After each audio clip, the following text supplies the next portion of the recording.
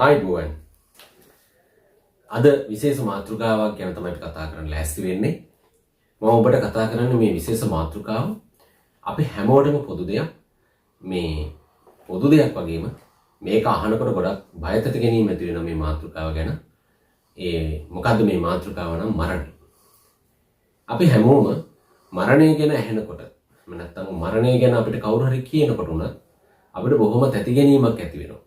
මොකද අපි මැරෙන්න අකමැති. අපි විතරක් නෙමෙයි, මිනිස්සු විතරක් නෙමෙයි, ඔබ මම විතරක් නෙමෙයි, මනුස්ස වර්ගයාම ඒ වගේම සත්ත්ව වර්ගයා පවා හැමෝම මේ මරණයට බයයි.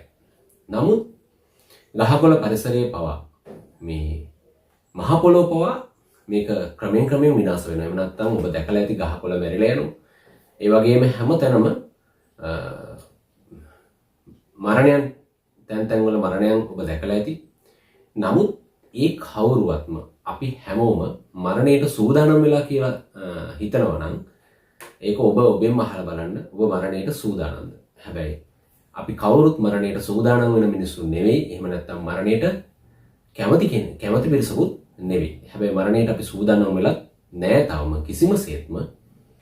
මරණය ගැන අපි ඇහෙනකොට එහෙම නැත්නම් අපිට මරණයක් එනවා කියනකොට අපිට ඇති ගැනීමක් ඇති වෙනවා. එහෙම නැත්නම් අපි මැරෙන්න කැමති නැහැ. ඔක තමයි විශේෂම කරුණ. ඇයි ඔබ මම මැරෙන්න කැමති නැත්තේ? ඒකට හේතුව තමයි අපි මේ ජීවිතය පිළිබඳ, මරණය පිළිබඳ අපිට අවබෝධයක් නැතිකම. හැබැයි මරණය පිළිබඳ අවබෝධයක් එන්නේ කොහොමද කියන එකත් අපි කතා කරමු.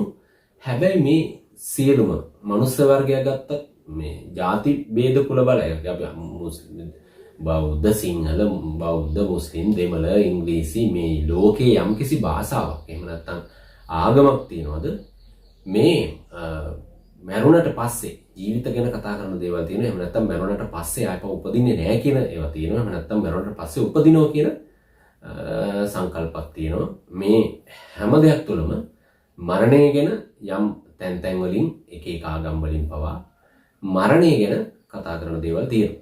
නමුත් අපි ඒ දේවල් අපි දැක මරණයන් දැක අපි මරණයට කැමති නැති වෙන ගතියක් අපි හැමෝටම තියෙනවා. ඉතින් ඒ වගේම තමයි මරණයට අපි කොහොමත්ම සූදානම් වෙලා නැහැ. ඒකට හේතුව තමයි අපි ජීවත් වෙන්නේ මේ මිනිස් ලෝකේ ගත්තට පස්සේ ජීවත් වෙන්න නොමරන මිනිස්සු හැටියට. බලන්න මම ඔබට කියන්නම්. යම්කිසි කෙනෙක් ඉපදුනාට පස්සේ දරුවෝ ඉස්කෝලේ ගිහිල්ලා වයස ඊට පස්සේ අධ්‍යාපනය ලැබලා එහෙම නැත්නම් ශිල්ප සතර එහෙම නැත්නම් අපි දන්න තාක්ෂණයක් ඉගෙනගෙන නැත්නම් නවීන තාක්ෂණ ඉගෙන ගත්තා.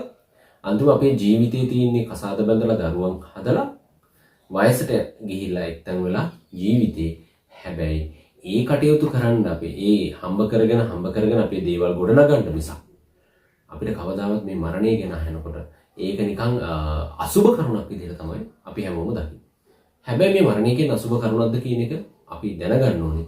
ඉපදිච්ච හැමෝටම මේ මරණයට අනිවාර්යයෙන්ම මුහුණ දෙන්න වෙනවා. ඔබ මම තව ටික කාලයක් ඉන්නේ. මේ ලෝකේ හිටපු ශ්‍රේෂ්ඨම උත්තමයෝ මරණයටපත් වුණා. හැබැයි අපි දන්න පිරිසත්, අපේ ඥාති පිරිසත් මරණයටපත් වුණා. ඒ අය මේ ලෝකේ ගෙනිච්ච දේකුත් නැහැ. මොනවද ගෙනිච්චේ? කිසිම දෙයක් ඒ අය මේ භෞතික ගොඩනපු කිසිම දෙයක් අරන් ගියේ නැහැ. හැබැයි ඒ අයට මරණය ඒ අය ජීවත් වෙන්නේ කොහොම සමහරු මැරෙන්නේ නැති අය විදියට. ඔබ ගන්න ඔබේ වටපිටාව ගන්න, ඔබේ යාළු මිත්‍රයෝ ගන්න, ඔබේ ඥාතියෝ ගන්න, එහෙම නැත්නම් අසල්වැසියෝ ගන්න, රාජ්‍ය පාලකයෝ ගන්න, රටවැසියෝ ගන්න. එහෙම නැත්නම් හිටපු අධිපතියෝ ගැන අපි කල්පනා කරලා බැලුවොත් ඒ අය කවදාවත් මරණනවා කියන හිතලා වැඩ කරපු බොහෝ පිරිස අඩුයි. හැබැයි මැරෙන්නේ නැහැ කියලා තමයි ගොඩාක් දුරට වැඩ කරලා තියෙන්නේ. ඉතින් ඒ නිසා මේ මරණය ගැන ඔබ තැති ගැනීමක් ඇති වෙනවා වගේම මරණය ගැන අවබෝධ කළ යුතුයි. එහෙම නැත්නම් මරණය ගැන දැන් ඔබ මගෙන් ඇහුවා, ඔබෙන් ඇහුවා දැන් මැරෙන්න කැමතිද? අපිට දැන් මැරෙන්න කැමති බෑ. අපිට කිසිසේත් බෑ. අපිට දරුවෝ ඉන්නවා, අපිට මුණුබුරෝ ඉන්නවා, අපිට අපි කරන රැකීරක්ෂා තියෙනවා, ඉඩම් කඩම් දීපල තියෙනවා. අපි තාම මේ තැනට ඇවිල්ලා නැහැ, කසාද බැඳලා නැහැ. ගොඩක් අපි ප්‍රශ්න අපේ හිතේ තියාගෙන ඉන්නවා. මේ නිසා අපිට තාම මැරෙන්න බෑ. හැබැයි අපි මැරෙන්නේ නැද්ද? අනිවාර්යෙන් අපි මැරෙනවා. දැන් අපි දේශපාලන අපි ගත්තොත් රටේ පාලකයෝ ගත්තත් පාලකයන් සමහර වෙලාවට වැඩ කරන්නේ නොමරන මිනිස්සු හැටියට. ඒ නිසා තමයි මැරෙන කෙනෙක් හැටියට නම් මැරෙන කෙනෙක් හැටියට නම් එයා මොකද කරන්නේ? මරණය සඳහා අපිට ගෙනිය යුතු දෙයක් තියෙනවා. මැරුණාට පස්සේ අපි මොනවද ගෙනියන්නේ? මේ ලෝකේ අපිට ගෙනියන්න තියෙන හොඳ නරක විතරයි. අපි මැරෙනකොට ගෙනියන්න තියෙන හොඳ නරක විතරයි. ඉතින් ඒ නිසා හැබැයි ඔබ වැරදි දේවල් කරොත්, ඒ වැරදි කරන කෙනත් මැරෙනවා. හොඳ දේවල් කරන කෙනත් මැරෙනවා. මේ ලෝකේ හිටපු අවබෝධ කරපු අය මේ ජීවිතෙන් දාලා යන්න උනා. ඉතින් මරණය කියන්නේ හැමෝටම පොදු දෙයක්. ඉතින් ඔබ නිරන්තරයෙන් මරණය සිහි කළ යුතුයි. මම මේ මරණය සිහි කරන්න කියලා කියන්නේ මොකක්ද දන්නවද? අපිට අනිවාර්යයෙන්ම අමාරු කාර්යයක් තමයි මරණ එක. ඉතින් මරණ එක අමාරු කාර්යයක් වෙලා තියෙන්නේ ඇයි? අපි තව ඒකට පුරුදු වෙලා තිබුණාට අපි පුරුද්ද අපි ඒක වැහිලා ගිහිල්ලා. අපි ඉපදුනේ මැරිලානේ කොහෙන් හරි. හැබැයි මරණයට මැරිලා ඉවරලා මව්කුසට ඇවිල්ලා තමයි නැවතත් අපි ඉපදුනේ. දැන් අපිට ඉපදීම ගැන වේදනාවක් නැහැ. ඉපදුන කෙනාට ඉපදීම ගැන වේදනාවක් නැහැ. මොකද ඒ අපි එනකොට අපිට ඒක වැඩි අපිට කොහොමද තේරෙන්නේ නැහැ ඉපදින ක්‍රමය. ඒ කියන්නේ අපිට ඉපදින ක්‍රමය තේරෙන්නේ විශේෂයි ඉන්නවා. ඉපදිනකොට ඒ කරුණ වෙන්නේ කොහොමද කියලා. නමුත් මේ අපිට ඒක තේරෙන්නේ නැහැ. ඒ තේරෙන්නේ නැති හේතු කොටගෙන තමයි අපි මේ මරණය ගැන අපි සුළුවට තකන්නේ. එහෙම නැත්නම් මරණය අපිට බයත ගැනීම ඇති වෙන්නේ. එහෙම නැත්නම් අපි මැරෙන මිනිස්සු නොමැරෙන මිනිස්සු හැටියට තමයි අපි ජීවත් වෙන්නේ. ඒ නිසා ඔබ මරණය ගැන නිරන්තරයෙන් හිතන්න. ඔබත් මමත් මරණය ගැන නිරන්තරයෙන් හිතිය යුතුයි. මොකද අපිට මරණය ඒකාන්තයෙන්ම වෙනවම තමයි. මේ මරණය නවත්තන්න අපිට බෑ. අපි කිසිසේත්ම අපි කියමු මේ ලෝකේ ඉන්නවා ලෝකෙම ධනවතා ඉන්නවා කියලා. අපි කියමු දැනට අපි නිරලත් ධනවතෙක් ඉන්නවා කියලා ඉලොන් මස්ක් කියලා. මේ කාලේ ඉන්නේ ඉලොන් මස්ක් කියන ධනවතා. නේ ආසියාවේ නම් අම්බානි කියලා කෙනෙක් ඉන්නෝනේ. ඉන්දියාවේ අම්බානිලා ඉන්නවා, අදානිලා ඉන්නවා මේ. ධනපති ලංකාවේ නම් ධම්මික වෙරළා වගේ අය ඉන්නෝනේ. ඉතින් අපි කියමු මේ අය මැරෙන්නේ නැද්ද? නේ? දැන් ඉලොන් මස්ක් ගත්තොත් එහෙම ලෝකයේ තියෙන ධනස්කන්ධය ගත්තට පස්සේදී එයාටත් ඒව දාලා යන්න වෙනවා. හැබැයි දුප්පත්ම කෙනා ඉන්නවා කියන බලන්න. කිසිම දෙයක් නැතුව ඒ කෙනෙක් ඉන්නවා. එයා ඇවිල්ලා පාරේ ඉන්න කෙනෙක් ඉන්නවා කියලා එයාටත් මැරෙන්න වෙනවනේ. ඉතින් කොහොමත් මරණය පොදුයි. ඉතින් මේ මරණය පොදුයි. ඒක ළමා කාලේද, මව් කුසේද, එහෙම නැත්නම් තරුණයට වයසට ගිහිල්ලාද, එහෙම නැත්නම් විවිධ ආකාරයෙන් විවිධ දේවල් වෙලා විවිධ වයස් කාණ්ඩ වලින් මැරෙනවා. නේ? එක්ක ගඟේ ගිරිලා මැරෙනවා, නැත්නම් ගහලා මරනවා පිවනේ. එහෙම නැත්නම් අපේ ලෙඩක් හැදිලා මැරෙනවා, නැත්නම් කැන්සර් වගේ පිළිග හැදිලා මැරෙනවා. මොකක් හරි යම් කිසි දෙයකින් අපේ ජීවිතේ විනාශ වෙන්නේ මරණයෙන් තමයි. එහෙම නැත්නම් කෙලවර වෙන්නේ මරණයෙන්. ඉතින් ඒ නිසා මරණය කියන එක අපි යම් කිසි විදිහට ඔබට හිතන්න පුළුවන් නම් අපි මැරෙන මිනිස්සු. එහෙම නැත්නම් අපිට කොයි වෙලාව හරි අපේ ජීවිතේ අපිට අතාරින්න වෙනවා. එහෙම කියලා අපි හිතනවා නම් යම් වෙලාවක අපි හිතනවා නම් ඔබටත් පුළුවන් මේ මරණය සැහැල්ලු කරගන්න. මටත් පුළුවන් මරණය සැහැල්ලු කරගන්න. හැබැයි ඒක හොඳ නුවණ තියෙන කෙනෙකුට විතරයි. නුවණ නැති කෙනෙකුට මොකද්ද වෙන්නේ? නුවණ නැති කෙනෙකුට මේ මරණය මොහොතේදී එයා තැති ගැනීමක් ඇති වෙනවා. මොකද මට දාලා යන්න බෑ. මොකද මරණය ගැන සිහි කරපු නැති කෙනෙකුට මැරෙනකොට දාලා යන්න බෑ. ඇයි ඒකට හේතුව? එයා හම්බ කරපු දේවල් දාලා යන්න බෑ. එයාගේ දරුමුණු උරන් දාලා යන්න බෑ. නේ?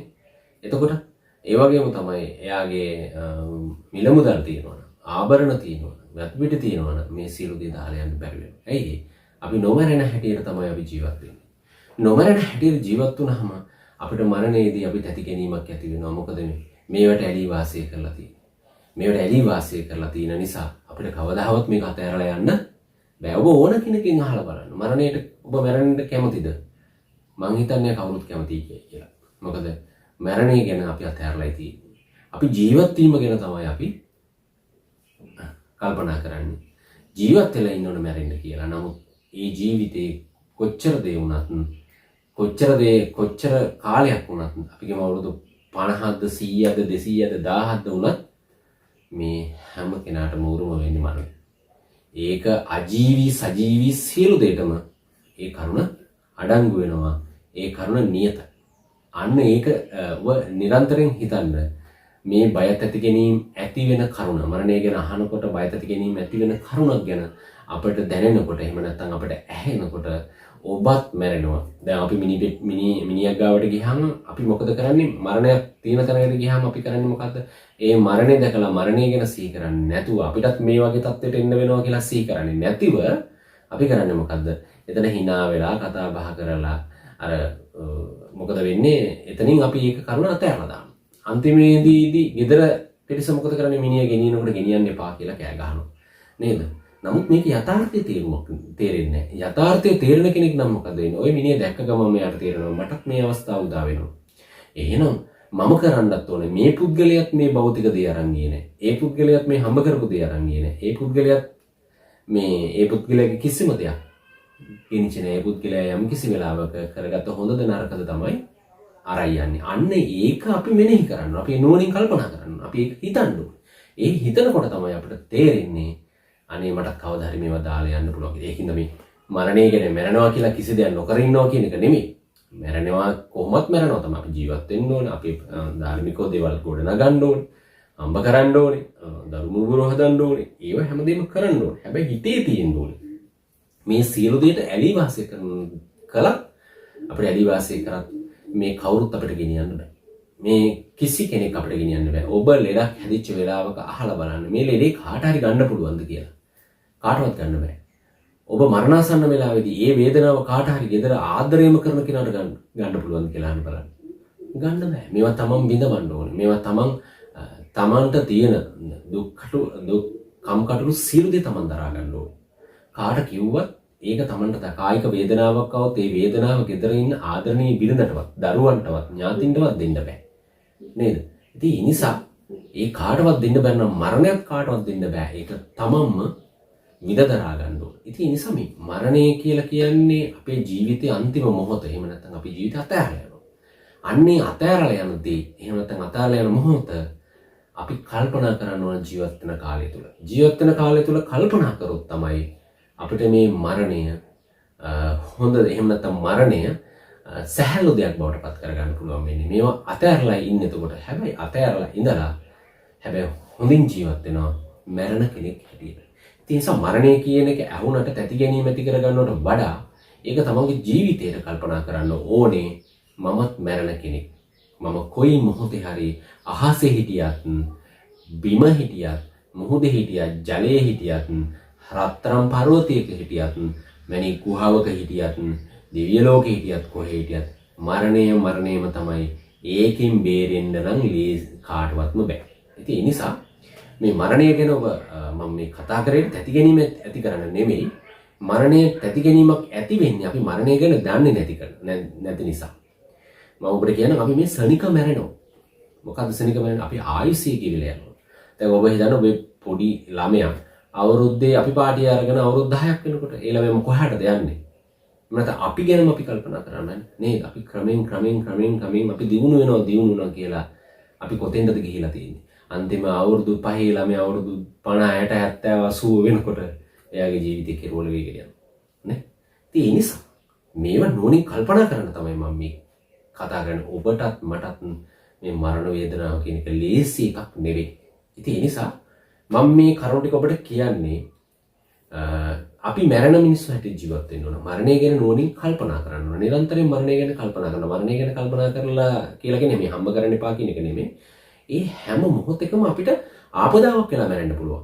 දැන් අපි හම්බ කර යන වෙලාවේ ඕනතරම් ඔබ වීඩියෝස් දැකලා ඇති යම් කිසි කෙනෙක් වෙඩින් අසාද බඳින වෙලාවේ මැරිලා වැටෙනවා. නේ? එහෙම නැත්නම් ජොබ් කරන වෙලාවේ මැරිලා වැටෙනවා. වාහනේ වල යන වෙලාවේ මැරිලා වැටෙනවා. සාමාන්‍ය විදිහට බලපුවාම කොහොම අපි පාරට බැස්සට පස්සේ අපේ ජීවිතේ විශ්වාස නැහැ. දැනුත් අපේ ජීවිතේ විශ්වාස නැහැ නේ.